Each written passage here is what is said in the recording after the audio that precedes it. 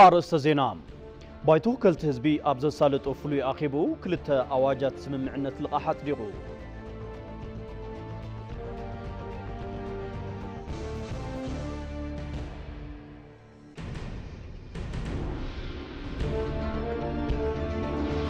كلا يسرع قباي بارتي بلتقنا عبيتو سانتات زوسنا اللمخانو مكتل بريزيدنت بارتي آيت آدم فارح قليصا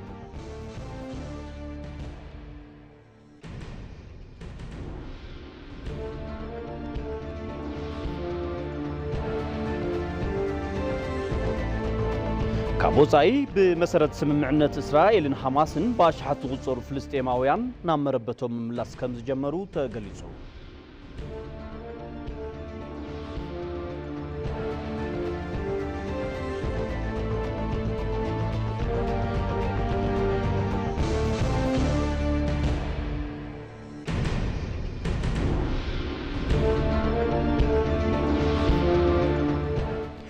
على سنوي عصر شعات طريق لتشحن عصر شعاتنا متمرت مشت ساعات حد عاخلو زينا ومسنادوتاتنا نباخم حيزنا قريبنا لنا خميت توعلو كورات سمعتنا مزيناتات جيتاچوالو مسخم كصنح سنا مكتال نكونلكم تمنيتنايو فلما حصرت زيناتات بايتو كلت حزبي كلت اواجات سممعنت لقا حصديقو شادشاي بايتو كلت حزبي رابع عامت زبن سراحو قداماي فلوي اخيبو لما علتا ساليتو تي بايتو أب فلوي أخيبو أمونغو إثيوبيان عالم لخ محبر لمعتن نمتناخري عودي فاينانس زوعل سممعنة لقاح نمصداق زغرب رقيق أواج مرمير واصديقو كابزيب توساخي أمونغو إثيوبيان عالم لخ محبر لمعتن زي تفرمن نمفصمي ممحيشي بروجكت زبناو قلقالوت منغسي إثيوبيا زوعل سممعنة لقاح نمصداق زغرب رقيق أواج مرميرو كم زصدقه تحبيرو نتوم أواجات أميتو كاب أبالات اتي بايتون استلعالو حتوتات منستر ديتا جنزب دكتور إيوب تكالين ملاشن مبرين هبام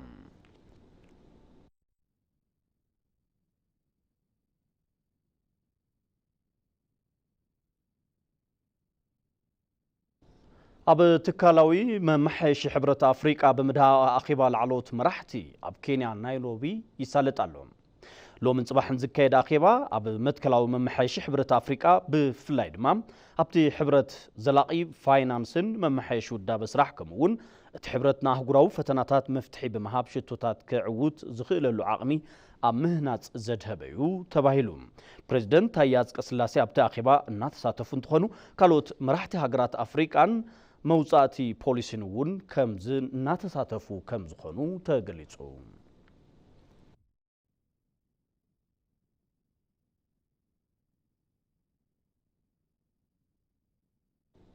دحننتو زتحلو ديجيتال كبابي مهناصن سغاتات سايبر مكلخالن نعوت ديجيتال وساني يو كبلو مكتل قدما منستر تمسغن طرونه تزاريبم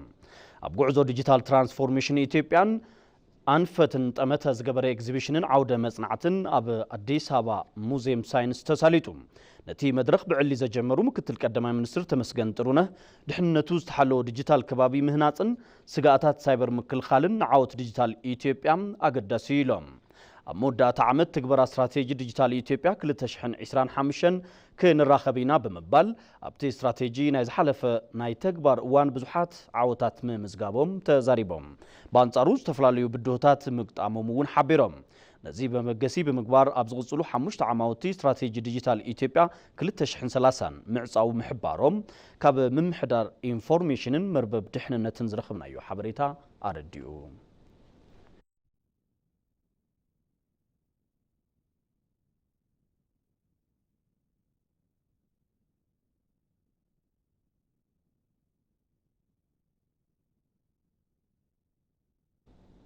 كابيني محدار كتما أديس أبا استفلاليو وسانتات محلاليفو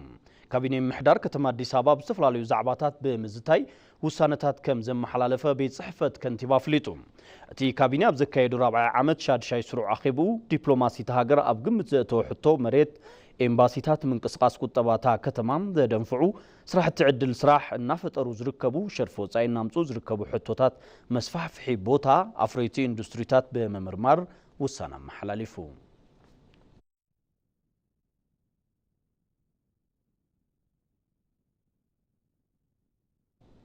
أبز حلفو شديش سوارح 17 بليون برغ متواغا زلو مدحانيتات مكففالهم قلقالو تقر مدحانيت إثيوبيا فليتو ዋና ዳይሬክተር ትግልጋሎት አብዱል ቃድር ገልገሎም መምሐሽ ማክሮ ቁጠባን ጎስጓስ ኢትዮጵያ ተፍርን አቅማ ፍሬቲ መድኃኒቶች ተዓዲ ከጠናኽሩ አኺኢሉ ኢሎም በመሰረት እዚ ቅድመ ሕዚ ብልዑል ሸርፍ ወጻኢ ካብ ወጻኢ ዝኣቱ ዝነበሩ ፍርያታት ጓንትን ስትሪንጅን ኣብ ውሽጢ ዓዲ ምፍራይ ምጅማሮም ተዛሪቦም እቲ ግልጋሎት ናይ ፋይናንስን መኽዘንን ስርዓቱ ብምዝማን ዲጂታል ስርዓት ምትግባር ከም ዝጀመረ ገሊጾም መድኃኒታት ካብቲ ግልጋሎት ናብ ትካላት ጥዕና ንምብጻሕ ዘኽላ 53 መካይን ተዓዲገን ንምክፍፋል ድልዋት ከም ዝኾና ኣብሪሆም ስለዝኾነ ኣብ 2017 ዓ.ም 14 ቢልዮን ብር ዋጋ ዘለዎም ናውትታት ሕክምና ብዕድጊት ናብ መኽዘን ምእታውን ገሊጾም ክብል ጸብጻብ ግልጋሎት ዜና ኢትዮጵያ ኣመላኺቱ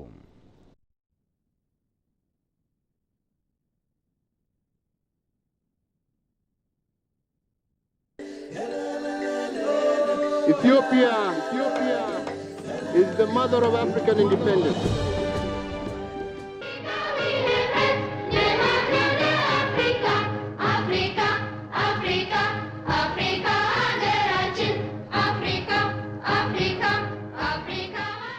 እኛ አፍሪካውያን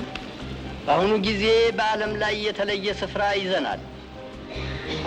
ብዙ መቶ ዓመታቶች በጭቆና በባርነት የኖርን በመሆናችን ማናቸውም ህዝብ ነፃ ሆኖ ሊኖር ይገባዋል ብሎ ለመከራከር ከኛ የበለጠ ሊኖር አይችልም።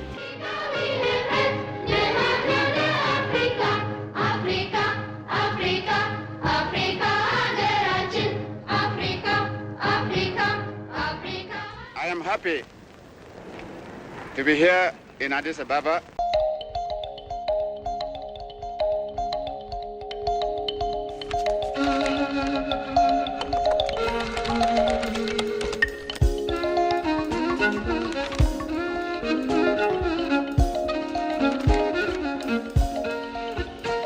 የአፍሪካ ማህበር ሰብሳቢ አብሳሪ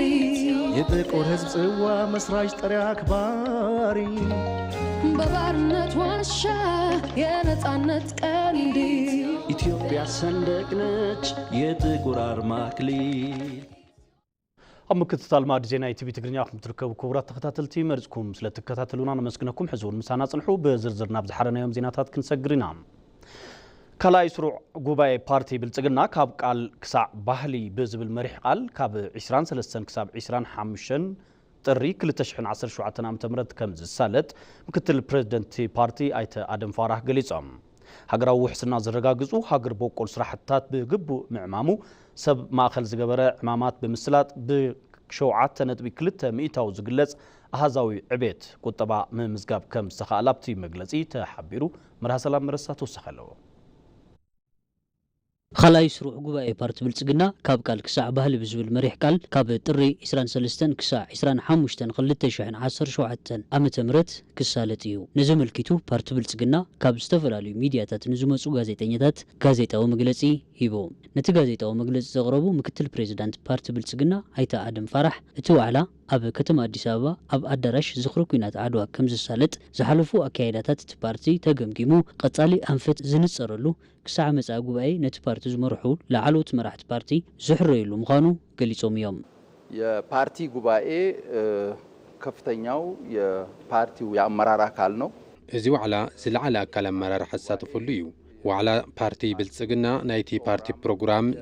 ደንብን ናይ ዝሓለፈ ግቡእ ውሳነታትን ኣፈጻጽማ ኣንፈትን ዝግምገሙሉን መማሓይሽታት ዝጸድቅሉ ከምኡውን እቲ ፓርቲ ኣብ ዝመጽእ ዓመት ክዓውቶም ንዝተለሞም ሽቶታት ኣንፈት ዝንጸረሉን ክሳዕ ዝመጽእ ጉባኤ ነቲ ፓርቲ ዝመርሑ ላዕለዎት መራሕቲ ዝሕረይሉን ወሳኒ መድረኽ እዩ የሚመረጡበት ወሳኝ መድረክ ነው ፓርቲ ብልጽግና 15.7 ሚሊዮን ኣባላት ከም ዘለዎ ይገልጽ እዚ ሰፊሕ ቁጽሪ ኣባላት ዝብሕት ፓርቲ ሰብ ዝማእኸሎም ዕማማት ብምስላጥ 7.2 ሚእታዊ ዕቤት ከም ዘመዝገበ ኣብቲ ጋዜጣዊ መግለጺ ተሓቢሩ እዩ ምዕባለ ሃገር ጭቡጥ ንምግባር ኣብ ቅድመ ስሩዕ ብርኪ ትምህርቲ ዝተሳለጠ ስራሕ ዛዕባ መውሓዝ ጥሬት ትምህርቲ ምዃኑ ምክትል ፕሬዝደንት ፓርቲ ብልጽግና ገሊጾም እንደሚታወቀው ባለፉት ዓመታት ብልጽግና ፓርቲ በፖለቲካው ዘርፍ ጠንካራና ቅቡልነት ያለው ከምቲ ዝፍለጥ ፓርቲ ብልጽግና ብዘፈር ፖለቲካ ጥንኩር ቅቡልነት ዘለዎን ዘላቂ ሃገር መንግስቲ ብምህናጽ መዳይ ሰፋሕቲ ህንጸት ትካላት ህንጸት ምዕባለ ዲሞክራሲ ከምኡውን ሃገራዊ ሓድነት ዘጠናኽሩን ሃገራዊ ምርዳእ ዘጎልብቱን ዕውት ስራሕቲ ሰሪሑ እዩ። ብዘፈር ቁጠባ ሃገር በቀል ፖሊስን ስትራቴጂን ብምንጻር ኣብ ዝሓለፉ 5 ዓመታት ብሓፈሻ 7.2 ሚእታዊ ምዕባለ ቁጠባ ሃገርና ከተመዝግብ ግደ መሪሕነት ብግቡእ ዝተዋጸን ምውዳድ ዘፈራት ባይታት ሒዙ ኣብ ኩሎም ዓውድታት ምህርትን ኣፍራያይነትን ንምዕባይ ዝረብሑ ስራሕቲ ዝፈጸመ ብናይ ዕድል ስራሕ ምፍጣር መዳይ ናህሪ ናብራ ኣብ ምቅላል ሰደድ ወጻኢ ብምዕባይ መዳይ ከምኡውን ብተካእቲ ፍርያታት ግድኦም ገዚፍ ዝኾኑ ስራሕቲ ዕማማት ዘንበረን ዝዕግብ ውጽኢታት ዘመዝገበ ብዓውዲ ማሕበራውን ሓቋፋይነትን ከረጋግጹ ዝኽእሉ ሰብ ተኮር ስራሕትታት ብሰፋሕቲ ዘንበረ ከምኡውን ግልጋሎት ሰናይ ተበግሶ ክስፋሕፋሕ ናይ ምውዳብ ስራሕቲ ብግቡእ ዝተዋጸአ ጸገም ጽሬተ ትምህርቲ ካብ ስሩ ንምምሓው ሰፋሕቲ ስራሕቲ ዝሰርሐ ብፍላይ ቅድሚ ስሩዕ ትምህርቲ ክስፋሕፋሕ ተሪር ኣመራርሓ ዘንበረ ኸይዲ ኣርእዮ ኣሎ። ቅድመ መደበኛ ትምህርት እንዲስፋፋ ሰፊ ኣመራር የሰጠ ጉዕዞ ፓርቲ ብልጽግና ዓበይቲ ዲፕሎማስያዊ ዓወታት ዘዕተረ ምዃኑ ዘዘኻኽር ፓርቲ ብልጽግና እዚ ሓቂ ነዚ ዝሳለጥ ዋዕላ ብብርካ ዓለም ለኸ ተጠማቲ ከም ዝገብሮ ይሕብሩ እሞ ናይቲ ዋዕላ መሪሕ ሓሳብ ዝተሓረየሉ ምኽኒት ንልእኽትኡ ብግቡእ ዘመላኽት ምዃኑ ሕሉፍ ጉዕዞ ዘርኢ ስለ ዝኾነን ቀጻሊ ኣንፈታት እቲ ፓርቲ ዘመላኽት ብምዃኑ ከም ዝኾነ ኣይተ ኣደም ፈራሕ ይሕብሩ። ለዚህ ጉባኤ የመረጥነው መሪ ቃል ከቃል እስከ ባህል የሚል ነው። ነዚ ዋዕላ ዝሓረናዮ መሪሕ ሓሳብ ካብ ቃል ክሳዕ ባህሊ ዝብል እዩ። ነዚ መሪሕ ቃል ዝሓረናሉ ምኽንያት ድማ ብቐንዱ ብሰለስተ መቒልካ ምርኣይ ይከኣል። እቲ ቀዳማይ እቲ መሪሕ ቃል ወይ ከዓ ካብ ቃል ክሳብ ባህሊ ዝብል ልእኽቶ ፓርቲ ብልጽግና ብግቡእ ዘርኢ ብምዃኑ እዩ። ፓርቲ ብልጽግና ኩሉ መዳያዊ ምዕባለ ኣብ ኢትዮጵያ ንምርግጋጽ ዘኽእለ ሓሳብ ክህልወኒ ይግባእ ኢሉ ዝኣምን ነቲ ሓሳብ ብግቡእ ናብ ተግባር ብምሽራፍ ዝድለ ውፅኢት ክዕትር ዘይተሓለለ ጻዕሪ ዝገብር ካብዚ ብዝሰገረውን እቶም ሓሳባት በቲ ፓርቲ መንግስታዊ መሓውር ጥራሕ ከይተዓገቱ ማሕበረሰብ ከም ወናኒ ብሒትዎም ናይ ብጽሒቱ ኣበርክቶ ከንብር ብቐጻሊ እውን እዞም ኣተሓሳስባታት ብግቡእ እንዳተፈጸሙ ክኸዱን ዝተተለመ ሽቶ ክዕወትን ኩሉ ብበዓል ዋናነት ሒዝዎ ስራሕቱ ብግቡእ ዝዋጽአሉ ኩነታት ክፈጥር ባህሊ ክኾን ዝነጥፍ ፓርቲ እዩ። መበል ካልኣይ ክሳዕ ሕዚ ዝነበረ ጉዕዞ ብመንጽር ዘርኢ እዩ። ፓርቲና ኣብ ዋዕላታት ይኹን ብሓፈሻ ኣብ ፕሮግራማቱ ኣብ እዋን መረፃ ድማ ንህዝቢ ኣብ ዘቕረቦ ማኒፌስቶ ቃል ዝኣተወሎም ዛዕባታት ኣለዉ። ነዚ ብተግባር ብምርጋጽ መዳይ ዕውት ጉዕዞ እንዳሳለጠ ዝርከብ ፓርቲ እዩ። በዚ ድማ ካብ ቃል ክሳብ ባህሊ ንዝብል ኣብ ዝሓለፉ ዓመታት እውን ተግባራዊ እንዳገበረ ዝጸንሐ ብምዃኑ ነዚ ብንጹር የርኢ ኢልና ብምእማንና እዩ። በውጤታማነታቸው እንዲቀጥሉ ለማድረግ መስራት አለብን ብሎ ያምናል። እቲ ጉባኤ ብዕውት አግባብ ንምስላጥ ዘድልዩ ምድላዋት ከም ዝዛዘመ ብምክትል ፕሬዚደንቱ ዝገልጽ ፓርቲ ብልጽግና ተሳተፍቲ እቲ መድረኽ ድምፂ ዘለዎም ኣባላት ማእኸላይ ኮሚቴ ሕርያት ኢንስፔክሽንን ኮሚሽን ስነ ምግባርን ዝተፈላለዩ ውዳበታት እቲ ፓርቲ ዝውክሉ ካብ ኣሕዋት ፓርቲታትን ካብ ውሽጢ ዓድን ወፃእን ዝተዓደሙ ብሓፈሻ ልዕሊ 1700 ተሳተፍቲ ከም ዝርከቡ እዩ ዘፍለጠ። ኣብቲ ጉባኤ ነቲ ፓርቲ ዝረብሑ መንግስቲ ዘጠናኽሩ አንፈታትን ከም ዝንጸሩ ተበግሶታት መንግስቲ ዘላቕነት ሃልይዎም ከም ባህል ንኽሰርጹ ውሳነታት ከም ዝመሓላለፉን ተገሊጹ እዩ። በጉባኤው ላይ እንደሚሳተፉ የምንጠብቀው በዋናነት ሁለት አካላትን ነው። ኣብቲ ጉባኤ ብቐንዱ ክሳተፉ እዮም ኢልና ንኣምን ን4 ኣካላት እዮም።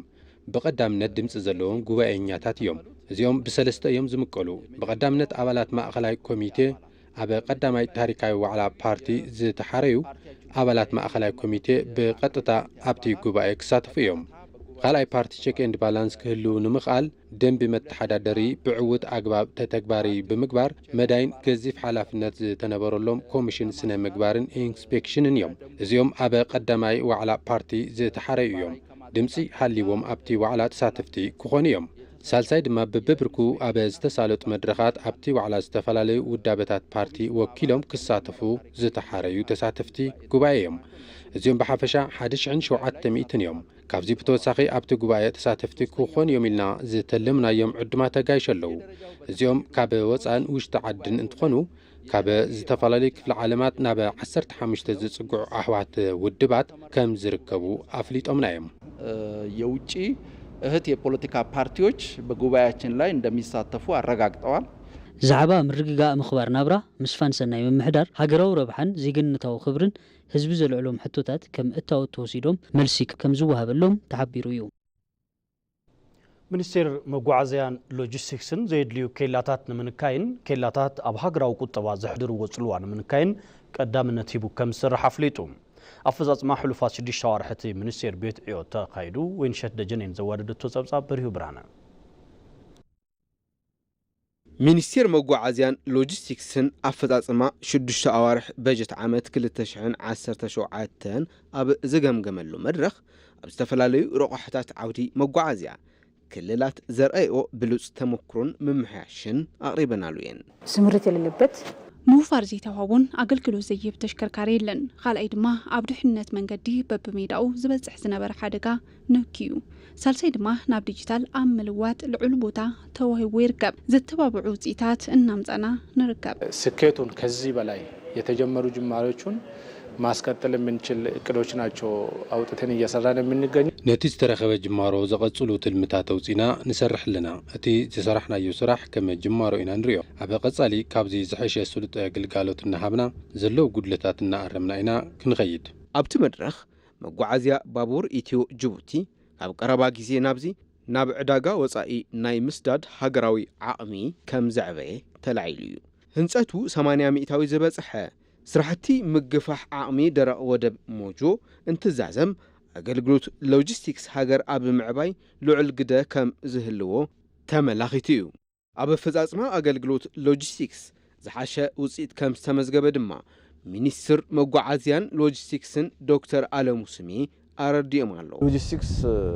ኣፈጻጽም ኢንዴክስ ኣፈጻጽማ ሎጂስቲክስና ካብቲ ቅድሚ ሕዚ ዝነበረ ዓለም ለኻዊ ደረጃ ኢትዮጵያ ናብ መበል 66 ንዕቢናዮ ኢና ቅድሚ ሕዚ ማለት እውን ቅድሚ 3 ዓመት መበል 115 እያ ነይራ ኣብ ገጻሊ በብኸባቢኡ ዝረኣዩ ዘይሕጋዊ ኬላታት ምልዓል በሚኒስቴር መጓዓዝያን ሎጂስቲክስን ቀዳምነት ካብ መንጎ ዝተዋሃቦም ዋኒናት ሓደ ምዃኑ እቶም ሚኒስትር አፍሊጦም ኣለዉ በከተማ በወረዳ ኬላ የሚዘረጉ ዜጎቻችን ኣብ ከተማ ኣብ ወረዳ ኬላ ዝዘርግሑ ዜጋታትና ሰለጠን ቁጠባ ዕብየት ሃገሪኹም ትግድቡ ዘለኹም ኣብ ሕድሕድ ጠጠው ተብልዎ ተሽከርካሪ ኣብ ሕድሕድ ደቂቓ ክንድኡ ወይ ሕጽፍናት ቁጠባ ትጎቱ ጠጠው ተብሉ ከም ዘለኹም ተገንዘቡ ካልኣይ ተኽፍልዎ ዘለኹም ክፍሊት ተወሳኺ ናህር ዋጋ ተምጽኡ ምህላውኩም ተገንዘቡ ክፍሊት እንተሃልዩ ኣብ መበገስን መብጽሕን ክኸውን ይግባእ ምክትል አካቢ ቀዋሚ ኮሚቴ መሰረተ ልምዓትን መጓዓዝያን ዶክተር እሸቱ ተመስገን ኣብ ዓውዲ መጓዓዝያን ሎጂስቲክስን ዝተጀመሩ ለውጥታት ቀጸልቲ ንክኾኑ ሴክተር ውልቀ ምስታፍን ዝተዋደደ መስርሕ ምጥንኻርን ከም ዝግባእ ኣገንዚቦም እዮም ኢትዮጵያ ጽዑንቶ ለውጢ ኣየር ንምጽዋር ውጽኢታዊ ዝኾኑ ስራሕትታት ምፍጻማ ተሓቢሩ ለውጢ ኣየር ንምክልኻል ኢትዮጵያ ምስ ዓለም ለኸ ትካላት ብሓባር እናሰርሐት ከም ትርከብ እውን ተገሊጹ ኣሎ ንጸብጻብ ተስፋይ ለሚሳ ኣባይ ደመቀ ካብ ለገስቲ ትካላት 260 ሚልዮን ዶላር ብዝተረኽበ ሓገዝ ለውጢ ኣየር ምክልኻል ዘኽእሉ 14 ፕሮጀክትታት ምፍጻሙ ሚኒስትር ፕላንን ልምዓትን ኣፍሊጡ ተሓባበሪ ፕሮጀክት ስርዓት መግብን መሊስካ ምጥያሽን እቲ ሚኒስቴር ሙልጌታ ወርቁ ለውጢ ኣየር ንምጽዋር ተግባራዊ ብዝተገብሩ ፕሮጀክትታት እቲ ሳዕቤን ኣብ ማሕበረሰብ ዝፈጥሮ ጸገም ምንካይ ከም ዝተኻለ ሓቢሮም በደልማቱ ረገድ ስንሄድ ብመዳይ ልምዓት ደኒ ኣብ ምክንኻን መሊስካ ምልማዓን ጥራሕ 60,000 ሄክታር መሬት ለሚዑ እዩ እዚ ኣብ ሃገር ዘምጽኦ ለውጢ መቆት ኣብ ምንካይን በከልቲ ጋዛት ክንክዩ ኣብ ምግባርን ዓብዪ ረብሓ ኣለዎ ኣብ ልምዓት ደኒ ኢትዮጵያ መተሓባበሪ ፕሮጀክት ዓለም ለኸ ከባቢ ወይ GEF ኣደፍርስ ወርቁ ኢትዮጵያ ውጽኢታዊ ዝኾነ ምክልኻል ለውጢ ኣየር ስራሕትታት እናሰርሐት ከም ትርከብ አብሪዮም ለምሳሌ ከዚህ በፊት ከፍተኛ የሆነ የአፈር ክለት የነበረባቸው አካባቢዎች ቅድሚ ሕዚ ብምብሕጓግ ሓመድ ዝገጥሞም ዝነበሩ ከባቢታት ሕዚ ብውስን መልክዑ እዩ ዘጋጥሞም ዘሎ በብዓመቱ ብዙሕ መሬት ብኣግራብ እናተሸፈነ እዩ እዚ ኣብ ዝሓለፉ ዓመታት ኣብ ኢትዮጵያ ዓብዪ ውጽኢት ተራእይሉ እዩ ብቢልዮናት ዝቑጸሩ ፈልስታት ብምትካል ዝተጎዶ ከባቢታት ምሕዋይ ተኻኢሉ እዩ ሚኒስቴር ፕላንን ልምዓትን ምስ ዓለም ለኸ ትካላት ብምትሕብባር ጽዑንቶ ለውጢ ኣየር ንምክልኻል ዝፍጽሞም ፕሮጀክትታት ኣፈጻጽማ 6 ወርሒ ኣብ ከተማ ቢሾፍቱ ግምገማ ኣሳሊጡ ሚኒስተር ዴታ እቲ ሚኒስቴር ስዩም መኮንን ጽዑንቶ ለውጢ ኣየር ንምጽዋር ካብ ለገስቲ ትካላት ዝርከብ ሓገዝ ገንዘብ ንዝተተለመሉ ተግባር ንኽውዕል ኩሉ ብጽሒቱ ክፍጽም ይግባእ ኢሎም እነዚህ ገንዘቦች በትክክል መሬት ላይ እዚ ገንዘብ ኣብ መሬት ምውዓሉ ምርግጋጽ የድሊ እዚ ብምፍጻም ኢትዮጵያ ኣብ ለውጢ ኣየር ብጭቡጥ ትሰርሖም ዘላ ስራሕትታት ሽቶ ሓምለዋይ ኣሰር ንምዕዋት ዝኽእል ምዃኑ ውፅኢታዊ ብዝኾነ መንገዲ ምክትታል የድሊ መንግስቲ ኢትዮጵያ ካብ ሓፈሻዊ ሃገራዊ በጀት ክሳብ 100 ዝኸውን ገንዘብ ንስራሕትታት ምክልኻል ለውጢ ኣየር ክውዕል ምውሳኑ ይፍለጥ ቀዳማይ ሚኒስትር አብይ አሕመድን ቀዳማዊት እመቤት ዝናሽ ታያቸውን ኣብ ኣጋሮን በሻሻን ኣብ ዝርከቡ ስራሕቲ ልምዓት ዑደት ኣሳሊጦም ካብዚ ብተወሳኺቶም ቀዳማይ ሚኒስትር ኣብ ፕሮጀክት ማዕዲን ወለዶ ጅማን ህንፀት ቤተ መንግስቲ ኣባ ጅፋርን ተረኺቦም ዑደት ዘሳለጡ እንትኸውን ህዝቢ ጅማ ኣብነት ልምዓት ምዃኑ ኣብሪሆም ሙሉ ብርሃን ግርማይ ተወሳኺ ሒዛላ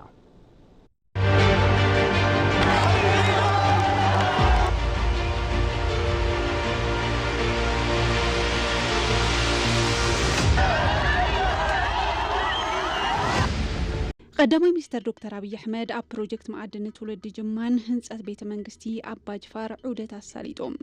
ኢትዮጵያ ወናነት ሃፍቲ ተፈጥሮ ምዃና ዝሓበሩ እቶም ቀዳማይ ሚኒስትር ነዚ ሃፍቲ ብኣግባቡ ናብ ረብሓ ንምቕያር ነዊሕ እዋን ከም ዝወሰደ ሓቢሮም ነዚ ከም ምኽንያቱን ሓሳብ ብእኹል ብርኪ ናብ ተግባር ምቕያር ብዘይ ምቃሉ ምዃኑ ኣልዒሎም እዮም በተደጋጋሚ እንደምናገረው ኢትዮጵያ بتدقاقام كم زغلصكو إثيوبيا بهافت تفطرو استعدلت هاجريا كلهم هافتات تفطرو تزسر حلهم علم كدنقو زخولو هافتاتيوم اتوانا تقم حسابيوم عقم هاجر أبي جمزتو سلزي نبره عقمي كوخنا نايكالن دحر لوتي هافت هاجر بمتقام إثيوبيا تدم قلهم خنتات إنها تفطرو ممزعمون حبيروم يوم يمجمريو يا إثيوبيان تفطرو فلما تفطرو إثيوبيا تسقى إثيوبيا مفلاتيوم كالأي كعا أب بهل إثيوبيا زلو كم عقوب الدر أبوان تسقم كنا أبوان حقوس انكافلهم بهلتاتيوم زوم بهلتات تفطرو ذهبنا تسقى وتينا نخنتقم يقولنا يوم مبل سالساي كعا هالوتيوم تكنولوجي متقام زبلو حساباتيوم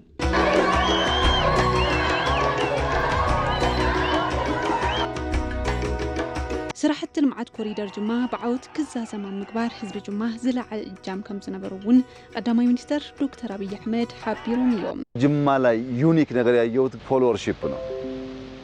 أبي جمع استفلي نجر زراعون تايم محبرسب كباب الجمع حلمتات قاعد كخونو أبي مقبار حسابنا بتكبار قيرا مقبار نملا حزب إثيوبيا تمرتي زهم ملك أبي قوني بروجكت كوينهم بتصحيتهم الناتوات وتأنيهم يوم حساب دقافي دليوم بزي حاجز استجمر سراحة أطوي باليوم ويد ما يفرسيوم أبي جمع لعلى عصر تحمش تشيح أبي تفرسيوم قند ما حزب جمع كحساي حاتتن أبي خالق بوتا كحسابون كتكبروا زي يقول نجارات حزب جمع بقنعنا إذا سرحنا بتكبار نقير زلعل الجام أبركيتيوم صباغة كتما بقليلو كم زي مزلعلو اتوم قدامي منستر مسل سرحة المعات قد سألنت بزلو من قدي كم زي سالت ون على العلوم يوم أنا كمان نمسو غار لورارة دي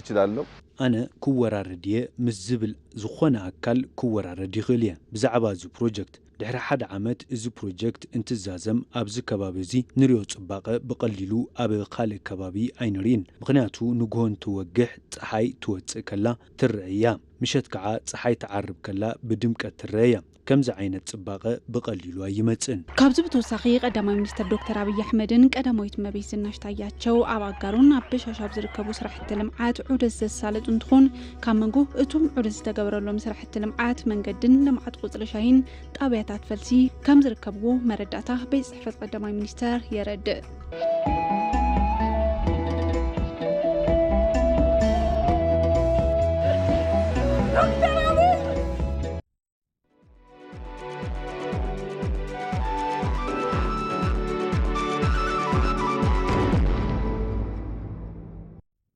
أمكتال ما دزيناكم تركبوا كورات قتاتلتي حزد ما كاب زين عداقانا بزحرنا يوم زيناتات كنسقر بزيح قاوم قديز تخزن العلي كل تشحن 360 لتر بنزين كم زحزة بوليس أديس أبا فليتوم تي تكبار قبن تفصمعو كفل كتما لدتا وردا شوعاته فلوشمو سنغا ترى تباهيلو بزوع كباب تخون قبن فصمتيو الكسبات كاب سرعة عدقيت منقست وصاء نمشاتن ترفن مركابن بمحساب تي بنزين كم زحبو وتقليتهم ፖሊስ ብዝገበሮ ክትትል እቲ ቤንዚን ብዘይ ሕጋዊ መገዲ ኣብ ውሽጢ ሓደ ኮንቴነር ብጀሪካን ተሓቢኡ ከም ዝሓዙ ዝገለጸ ምስቲ ተግባር ተተሓሒዙ ተጠርጠሩ ውልቀ ሰባትን ይቕሬታ ክልተ ውልቀ ሰባት ኣብ ትሕቲ ቁፅፅር ውዒሎም ምርመራ እናተገብረሎም ከም ዝርከብ ተሓቢሩ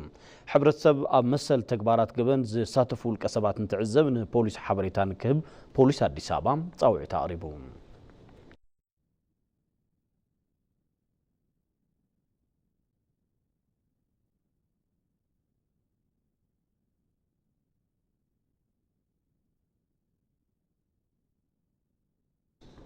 أبز حلفو شديش توارح لعلي 597 مليون دولار إنفستمنت زمزجبو سبهابتي ناف فوليات زوباتات قطبان ناس نقد زوبات دريدوا كم زاتو كوربوريشن لمعات بارك تات إندستريا فليتو فتصامي سراح بروموشن ماركتينج إنفستمنتي كوربوريشن أيت زمن جندي لعلي 8 استفلاليو إنفستمنتاتي كوربوريشن ناف زم حضرون فوليات زوباتات قطبا كم استسحبوا قليصهم بزتسحبو إنفستمنتات 14 مفري شيداتن لعلي 7 هكتار زلمع مريتن نسب هافتي كم زتم حلالفو أبريهم توم إنفستمنتات أفوليات زوباتات كتوبا مقلم بولي لمي كلينتو كومبولشا فولينات نقد زوبا دريدوا جمان سمران زي توافرو كم زخونو حبريتاتي كوربوريشن أملاقيتو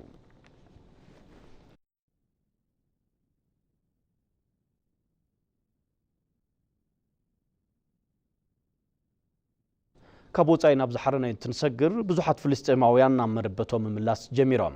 إسرائيل حماسن بمسرز جبر وسم معنت بأشحات قصرو فلسطيناويان مربتهم ملاس جميرهم إسرائيل حماسن بس حوز تتححزو سبات ناي ملوات سم معنت شعبيو تم فلسطيناويان تمزابلتي إسرائيل توزع إلى بزنبرت نيت زاريم كوريدر بيلوم ناب سمين غازا زخدو زلوم እቶም ፍልስጤማውያን ብእግርን ብተሽከርካሪን ናብ ሰሜን ጋዛ ንኻቱ ምፍቃዳ ዝገለጸት እስራኤል ክሳብ ሕዚ ፍርቂ ሚልዮን ዝኾኑ ዜጋታት ናብ ከተማኦም ያእቱ ከም ዘለዉ ምግላጻ ቢቢሲ ጸብጺቡ